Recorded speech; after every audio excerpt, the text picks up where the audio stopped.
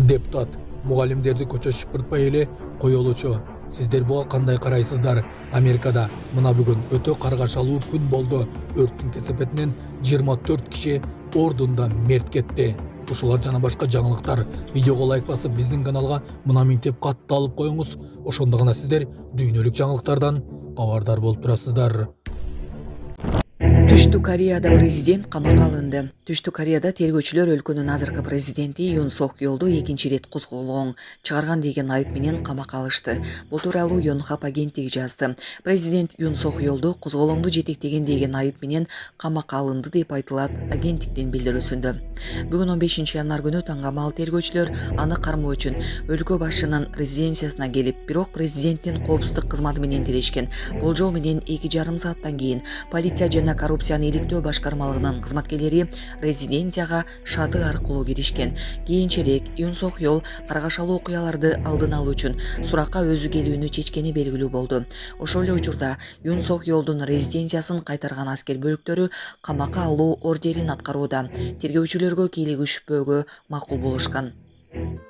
Урматтуу Москва шаарындагы мекендештер, чет жерде мыйзамдарды сактаңыз, документтериңиздерди толуктаңыздар. Россияда каттоого туруу, регистрация, продление, Сахарова карточка, трудовой договор, кара тизмеден текшерүү, ННН, СНИЛС, ОМС, ДМС, башка тилге которуу, документтик иштерде кандай көйгөй жаралса жардам беребиз. Толук маалымат алуу үчүн +7991 247 84 21. Бишкекте унаадан 400 000 сом мурдалып чет өлкөлүк жаран кармалды. Бишкек шаарында милиция кызматкерлери тарабынан 1984-жылы туулган жаран кармалды. Шектүү чет өлкөнүн жараны деп билдирди Сверлов райондук ички иштер башкармалыгынын басма сөз кызматы. 2024-жылдын 10 сентябрында милицияга жаран кайрылган. Анын маалыматы боюнча 9 сентябрда базардагы унаа токтотуучу жайга токтотуп койгон транспорт каражатынан 400 000 сом акчасын бейтааныш адамдар уурдап кеткен. Бул факт уурулук менен катталган. Шектүү убактылуу камакка алынып, тергөө жүрүп жатат.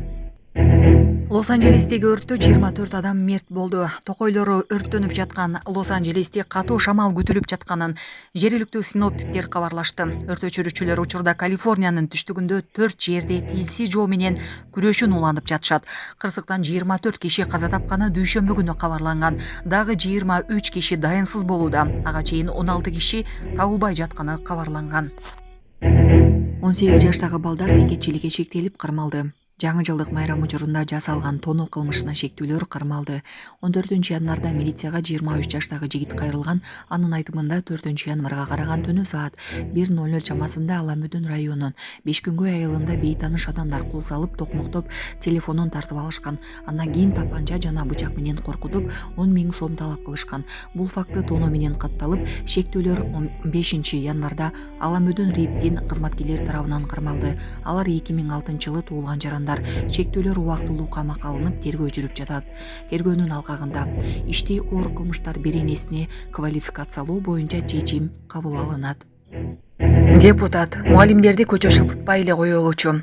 Бүгүн 15 январдагы жогорку кеңештин жыйынында депутат Мирлан Самыйкожо мугалимдерди ишембиликке чыгарып, көчө шыпыртпоону чакырды.